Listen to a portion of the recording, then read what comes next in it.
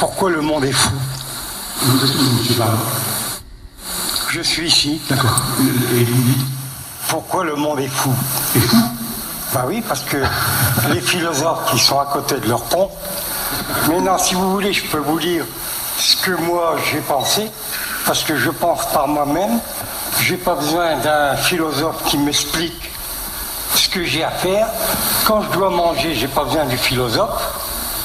Alors, je me demande comment ça se fait, les gens, ils pensent pas par eux-mêmes. Il leur faut quelqu'un qui pense pour eux.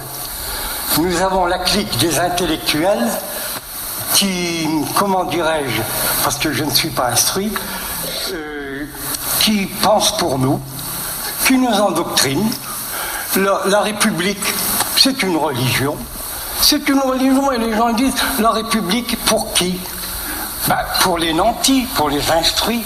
Le peuple qui est ignorant, qu'on considère comme moins que rien, lui, il a juste qu'à dire amen. Et je ne comprends pas. Même tout ce que... Enfin, c'est la première fois que je viens ici, parce que moi, j'écris aussi. Alors, si jamais je pourrais vous lire ce que j'ai écrit, mais peut-être que les gens, ça les intéresse pas, parce que la vérité, on n'en veut pas. Surtout pas de vérité. Comment? Une petite synthèse.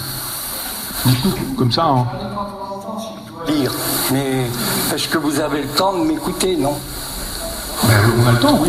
Bon, ça dépend si vous me lisez de non, pages. j'ai pensé ça la nuit. Parce que j'ai des moments, je me demande si je suis pas fou. Hein. C'est pour ça que... C'est le premier pas vers la sagesse. Non. Parce que déjà, j'ai bien compris qu'il faut d'abord détruire son ego. Et deuxièmement, je ne sais pas si vous arriverez à convaincre le monde entier. La paix, se mettre en paix. Dès qu'on se met en paix soi-même, en essayant de mettre les autres en paix, même s'ils nous insultent, on dit « je suis en paix ». Et après, on arrête, puisque s'il ne veut pas, parce que n'est pas bon ce qui est bon, mais est bon ce qui plaît. Et ça, j'arrive pas à le comprendre. Maintenant, je vais essayer de vous le lire, parce qu'il me faut des lunettes. À moins que tu sais lire, toi, si tu peux me relire. Parce que là, ça commence comme ça. Nuit du 4 août, abolition des privilèges. Quels privilèges? Combien de temps ils ont été abolis, les privilèges? C'est ça ce que je voudrais savoir. Parce qu'en définitive, on ne comprend plus rien dans ce monde. C'est dommage parce que sans lunettes, je suis perdu. Enfin, vous avez besoin des instruments des intellectuels, hein, je vois ça. Écoutez, ne marche pas tout seul. Hein. S'il n'y avait pas les intellectuels, je n'aurais pas la voiture, je n'aurais pas mon mode de pensée, parce que je suis influencé par les intellectuels et j'essaye de les comprendre. Parce que la première des choses, c'est de chercher à se comprendre tous. Mais comme on est tous des égoïstes, parce que même moi je suis égoïste, alors on ne pense pas aux autres. Et on n'arrive pas à se comprendre. Bon, mais je vais vous lire, c'est peut-être pas long ce que je vais vous dire. L'abolition des privilèges, ça a duré combien de temps? Les gens instruits, des hypocrites, du fait qu'ils sont instruits, se créent des privilèges. Le résultat aujourd'hui,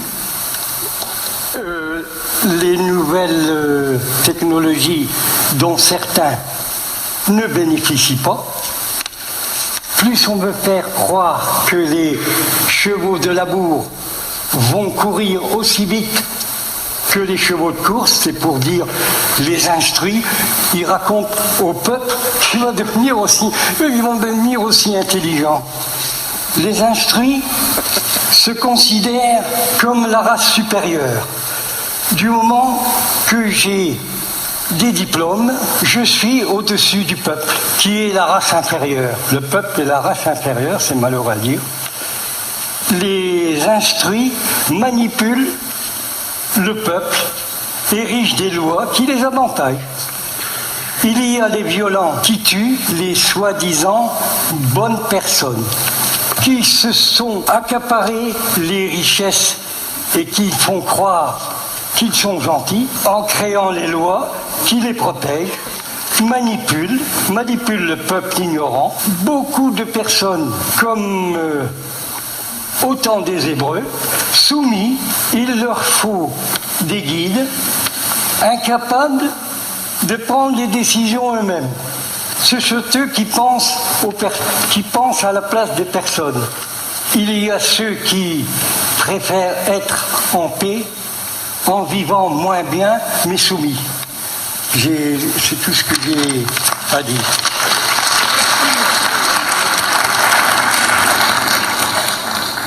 Je suis très ému par ce que vous dites, monsieur. Très ému, parce qu'on le sait, je l'ai dit, mon père était ouvrier agricole, ma mère femme de ménage, et je crois savoir un peu ce que sont les gens modestes. Et tout ce que vous dites est vrai, est juste.